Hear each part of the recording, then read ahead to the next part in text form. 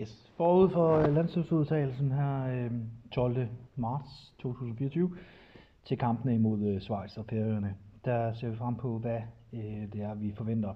Det var selvfølgelig ret forventeligt, kan man sige. Det sprængte ikke de helt store banker, og formentlig heller ikke opsmakket, at det er Kasper Schmeichel, Frederik Grønner og Mads Hermansen. Det er altså en keeper fra den bedste belgiske række, det er en keeper fra den bedste tyske række, og det er en keeper fra den næstbedste engelske række. Man kan sige, vi skal ikke så langt tilbage, før man sådan rent niveaumæssigt føler, at vi kan præstere noget højere, end det vi gør lige nu. Omvendt så er der store forventninger, blandt andet til en rigtig ung målmand, der spiller i Championship allerede nu, ikke, i form af Mads Hermansen. Frederik Grønner, ja, det er spørgsmålet, om han nogensinde kommer ud af skyggen af Kasper Schmeichel. Formentlig bliver det kortvarigt, det bliver noget Stefan Andersen-agtigt i den der periode, der var, inden vi fik Kasper Schmeichel ind. Det bliver noget lidt rodet, som jeg ser det. Også fordi, at jeg tror, at Kasper Schmeichels tid, den udløber senest efter EM.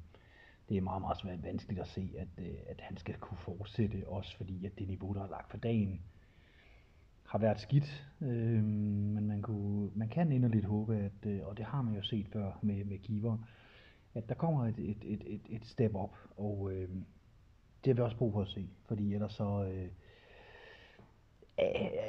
er jeg faktisk sikker på, at vi har to andre, der formentlig er bedre. Min vurdering af, hvordan man kommer til at se de her landskampe, det er formentlig, at Kasper Schmeichel spiller kampen imod Schweiz. Og så forventer jeg, at Frederik Grønner spiller kampen imod Færøerne. Det kan være, at man vælger at skifte i pausen. Hvis man gør det, så er det fordi, man allerede nu har sat sig fuldstændig fast på, at det er Kasper Schmeichel, der er første målmand, og så giver man bare spilletid.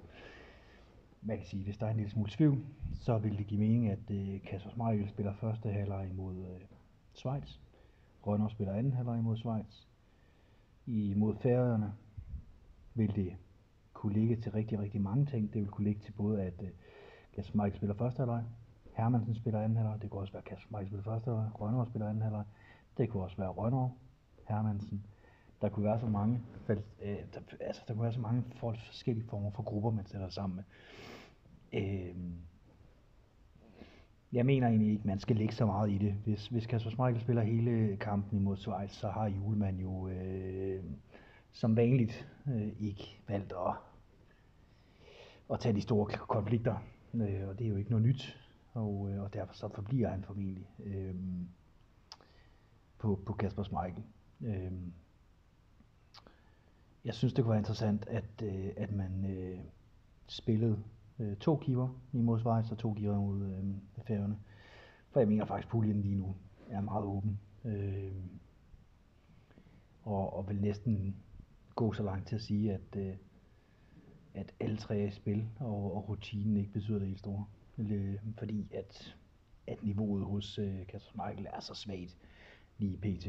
Så man kan ikke leve på navnet. Det må vi ærligt sige. Det bliver spændende, og vi får at se, og vi kommer til at efterevaluere her på keeperkanalen.dk. Så vi glæder os til at høre mere fra jer. Hej!